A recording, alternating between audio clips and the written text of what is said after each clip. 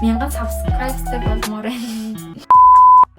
Сайн байцгаана уу? Та нартай энэ өдрийн мэндийг хүргэе. Чемка байна. За өнөөдөр ямар бичлэг хийх гэж байгаа вэ гэхлээр та нар намайг Instagram дээр дагдаг бол би Instagram болон Facebook дээрээ YouTube дээрээ ямар бичлэг хийх вэ гэсэн асуулт явуулсан байгаа. Тэгээ хүмүүсийн хариулж өгсөн асуултуудаас уншаад 3 асуултыг сонгосон байгаа. Ямар асуулт вэ гэхлээр эхнийх нь болохоор Солонгосчууд метро болон автобусанд яаж үйлчлүүлдэг талаар жоохон яриад өгөөч гэсэн байсан. Тэгээд хоёрт нь болохоор Солонгост ажиллангаа сурах ямар байдаг талаар бас яриад өгөөч гэсэн байсан. Тэгээд гуравт нь болохоор одоо хэлний бэлтгэлд одоо ингээд явах гэж байгаамаа тэгсэн чинь одоо би ингээд хэлний бэлтгэлд очивол Солонгос багшийн ярьж байгааг ойлгох болов би хичээлээ ойлгож чадах болов гэж асуусан байгаа. Энэ талаар хэлээд өгөөч гэдгсэн. Тэгээд энэ гурыг нэг багцлаад та бүхэндээ яриул зүгээрэн болоо гэж бодоод өнөөдрийнхөө бичлэгийг хийх гэж байгаамаа. За одоо хоёр дахь асуулт. Хоёр дахь асуулт нь болохоор Солонгост ажиллангаа амьдрах ямар байдаг талаар яриад өгөөч гэсэн байгаа. За нэг үгээр хэлэх юм бол хэцүү гэж хэлье. Хэцүү байдаг. Та нар бодоод үзсэн гэсэндээ ерөнхийдөө хэцүү санагдахгүй байна уу? Ингээд би хичээлээ хийн, тэнгуүтлээ хичээлийн хайжгаар би ажил хийн. Тэнгууд нэг хүн ингээ хоёр хуваагдчихин гэж бодож болно. Ерөнхийдөө бол би чинь миний зорилго бол би энд сурах гэж ирсэн. Тийм болохоор хичээлээ хийх хэрэгтэй. Хичээлээ хийж иж дүнгээ гайгүй гаргана. Тэгээ дүнгээ гайгүй гаргаж иж би тэтгэлэг аавна. Тийм болохоор хичээлээ хийх хэрэгтэй. За тэгээ хичээлээ хийн гэтэнгүүт бас ажил хийх хэрэгтэй. Би чинь бас энд идэж өмснө гэх мэтчлэн надаа мөнгө хэрэгтэй. Тийм болохоор би бас ажил хийх хэрэгтэй, төлбөрөө олох хэрэгтэй гэх мэтчлэн зүйлсүүд гарч ирдэг байгаа. Тэнгүүд хичээлээ хиймээр байдаг, ажиллаж хиймээр байдаг. За тэгээ хичээлээ хийгэнгүүд чинь мэдээж хичээлээ хийнгүүд чинь тэгээл ядарна, бас ажил хийнгүүд чинь ядарна. Тэгээл ажлынд ажил хийгээл ядрангууд хичээл хийх тэнхээж байхгүй ч юм уу нэг тиймэрхүү үед их байдаг. Тийм болохоор хичээлээ хойш нь тавиад тийм үе гардаг байгаа. Тийм болохоор ерөнхийдөө бол жоохон хэцүү байдаг. За би хэрвээ Монгол байх юм бол зүгээр хичээлээ л хийгээ яваад шүү дээ. Яагаад гэх юм бол би аав ээжийнхээ хажууд байгаа. Тэгээ миний гэр орон байгаа. Тэгээд идэж уух бүх зүйл ингээд бэлэн байнгут би юунд санаа зовхгүй зүгээр л би хичээлээ хийгээл яваад байхад болно. За тэнгуү Солонгос ирэнгүүт ерөнхийдөө бол ингээд 180 градусаар өөрчлөгддөг байгаа. За янгууд миний гэсэн гэр гэж байхгүй би энд чинь түрээсээр амьдардаг. Би энд гэрээ эзэнд мөнгө өгч ингээ амьдран. За тэнгүүд идэж уух юм а би өөрөөхөө мөнгөөр олж идэж уун. За тэнгүүд би бүр төлбөрөө ингээ өөрөө төлнө. За тэнгүүд хичээлээ бас хийн, ажиллаа хийн гэх мэтчлэн санаа зовх асуудлууд Монголд одоо 1 2 байсан бол энд ирэх юм бол бүр 5 6 7 8 гэх мэтчлэнгээр маш олон болж ирдэг байгаа. Би хичээлээ чимээр байдаг, ажиллаа чимээр байдаг. Надаа өмсөх хувцас хэрэгтэй байдаг. Би энийг ч авмаар байдаг, тэрийг ч авмаар байдаг гэх мэтчлэн асуултууд гарч ирдэг байгаа. Ерөнхийдөө Монголд байгаа хүмүүс ингээ гадаадд сурж байгаа оюутнуудыг ерөнхийдөө нэг амар айгу та нартай амар атаарч байна. Та нартай гадаадд гоё агахтаа гэж боддог байх. Гэтэ яг гоё хувьд бол гоё тэгээл ингээд мэдээж би өөрийнхөө орноос гадна ингээд нэг орны хэл мэдээ тэр орныхаа ингээд одоо ёс заншлыг ингээд сураад тэр орныхаа ингээд найзуудтай болоод ч юм уу нэг ингээд ямар ч хэсэн ингээд гадаад оронд сурж ийна гэдэг чинь бас нэг шатны ахилт гэж би боддог. Тийм болохоор яг ингээд өөрийнхөө мөрөөдөл төрөхийн тулд ингээд нэг шат ахиа явж ийна гэсэн боловч жоохон хэцүү байдаг. Бид нар болохоор Монголд байгаа та нартай юу атаархдаг шүү дээ. Атаархдаг яа гэх юм бол ингээд гэр аав ээж нь бүх зүйл нь ингээд миний хажууд байдаг болохоор ингээд нэг санаа зовх зүйлгүй зүгээр хичээлээ хийгээл яваад хахад болно. Тийм болохоор бид нар чинь ээж аваасаа хоол тэгэл найз нөхдөөсөө ч хоол тэгэл та нар чинь ингээл найз нөхдөгөө санан ээж аваагаа санан тэгэл гэр орноод санан Монголынхаа тэгэл ааруул тэгэл гой чихэр шоколадыг бүгдийн тэгэл санан.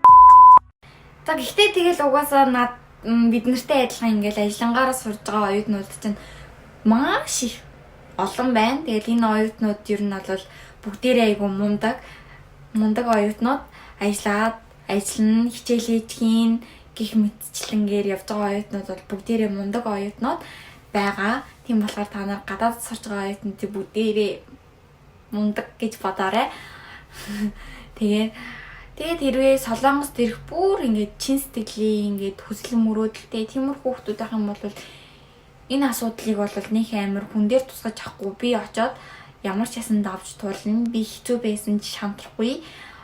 Би хичээлээ хийхийнхаа хажуугаар ажиллаад чигээ хичээлдээ сайн сураад гайгүй дүн аваад явж чаднаа гэх юм бол энэ бол зүгээр асуудал биш гэж би бодож байна.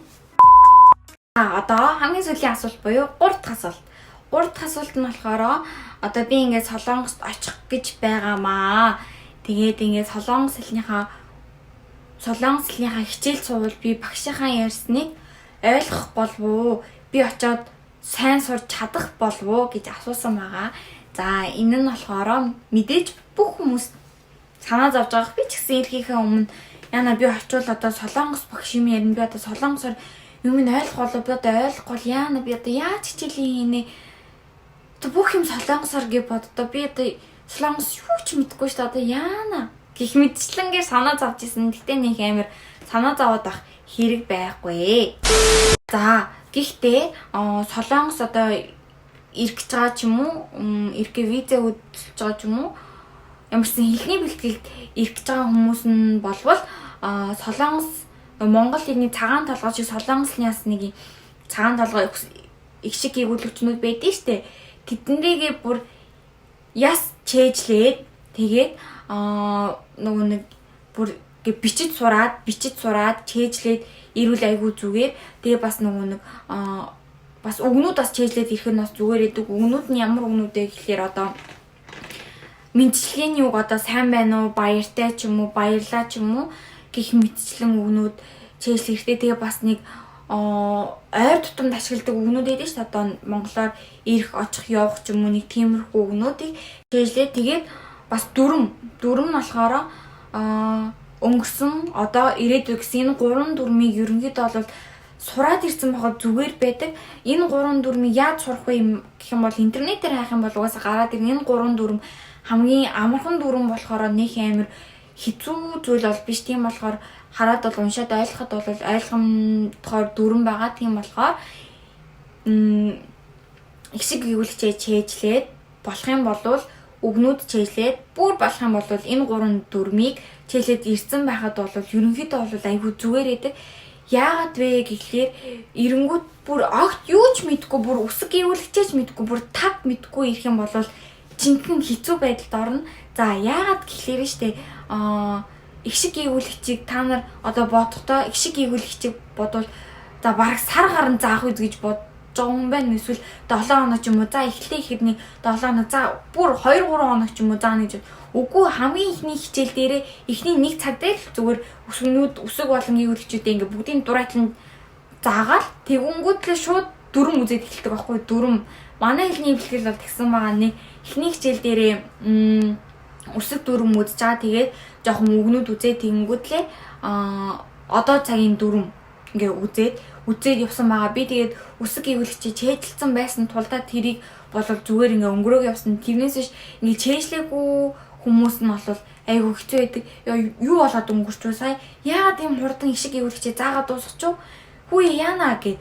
Тэгэнгүүт чи маргаашийн хичээл дээр дахиад тэр ишиг гүйгүүлэгчээ заана гэж бодож байна. Үгүй тэгэнгүүт дараагийн хичээл дээр дахиад өөр дүрм заагаа явна. Өнгөрсөн ирээдүй гэсэн дүрмүү заагаад өөр шинэ өгнүүд заагаад ингээ яваад өнгөн. Тэгэнгүүт ишиг гүйгүүлэгчээ ингээ мэдхгүй бол мэдээж уншиж чадахгүй бол бичиж чадахгүй. Тэгэнгүүт чи ингээд бүр ингээд толгой нэргээд ингээ хичээлдээ бүр анхаарах бүр ингээ хичээлдээ дарагдаа тэгээ яахаа мэдгүй бүр сүулдэ за хай ойлгохгүй маань энэ багш ямар хурдан заадیں۔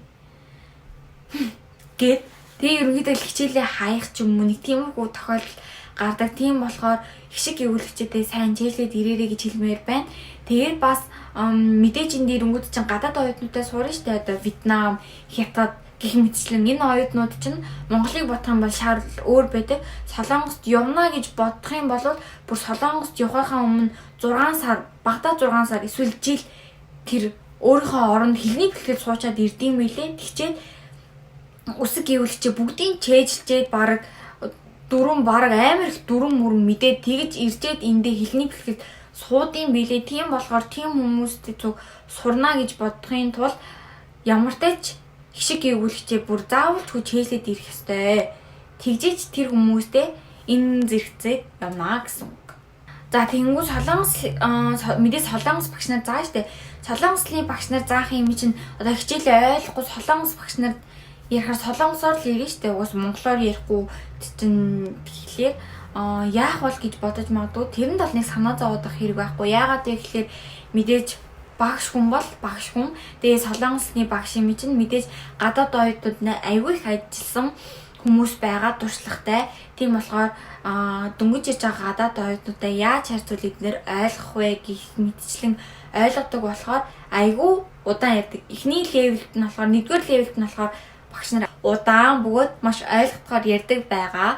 Тийм болохоор нэг санаа зовоод авах хэрэг байхгүй. Тэгээд хичээлээ цаг тухайд нь ойлгоод мэдгүйгээ орчуулад чэйжлээд дүрмээ чэйжлээд яваад ах юм бол ерөөсөө санаа зовох хэрэг байхгүй. Маш хурдан солонгосыг сурах боломжтой байдаг. За тэгэнгүүтлээ мэдгүй зүйлээ айхгүй багшаасаа зүгээр л асуух хэрэгтэй. Багшаа би энэ хичээлийг ойлгохгүй байна. Надад заагаад өгөөч гэх юм бол багш нар чадахгүй гэхгүй. Тэгээд заагаад өгье гэд шууд заагаад өгдөг байгаа. Тийм болохоор багшаасаа санаа зовлохгүй асууж байгаарэ. Эсвэл мэдээж хэлний бэлтгэл дэрэнгүүд чинь чиний тэр сургуульд чинь чамаас бодвол одоо ингээ 2-3 сар хичээл хийцэн одоо чи 1-р левел ирж яхад одоо 2-3 дугаар левел сурж байгаа монгол оюутнууд байж тэ тэнгүү тэр оюутнуудаасаа ихчээ яхаа ч юм эсвэл найзаа би энийг ойлгосонгүй надаа энийг тайлбарлаад өгөөч гэх юм бол тайлбарлаад өгнө. Тийм болохоор ерөнхийдөө бол нэг амар санаа зовоод байх шаардлага байхгүй гэж бодож байна. Ингээ 3 асуултанд хариулж дууслаа. Ингээ та нарын сонирхсан хариултанд ингээд гайгүй хариулснаа бас сайн мэдгүй л ямар ч тус болох хүмүүст нь тус болоосэй гэж хүсэж байна. Хэрвээ солонгос явж байгаа найз ч юм уу эсвэл солонгос ирээд удаагүй найз байх юм бол миний бичлэгийг үзүүлээрэй тусалж магадгүй байх гэж бодож байна. За тэгээд өнөөдрийн маань бичлэг энэ хүрээд дуусаж байна. Тэгээ бас миний Instagram утсын манаас дагаарай. Тэгээ бас дараагийнхаа бичлэгийг ямаргүй бичлэгийн талаар хийвэл та нарт зүгээр санагдчихээн. Тэрний талаар бас надаа энэ доор бичээд үлдээгээрэй. Би тэгээ хараад гайгуугийн бас та нартаа ярьж өгье. Тэгээд бичлэг маань таалагдсан бол лайк, subscribe хийгээрэй. Намайг subscribe хийж дэмжээрэй. Би одоо 1000 subscribe-тэй болмоор байна. Одоо минийх 300 байгаах. Тэгээд 1000 болсон бол 1000 ч бол гоё л нэг та нар намайг гоё дэмжиж заавал subscribe дараарай гэж хэлмээр байна. Тэгээд бичлэгийн маань дуусна үзсэн баярлалаа. Бас намайг гоё дэмжиж гоё комент бичээд бас гоё DM явуулдагт маш их баярлалаа. Тэгээ дараагийнхаа бичлэгийг олъё. Баяртай.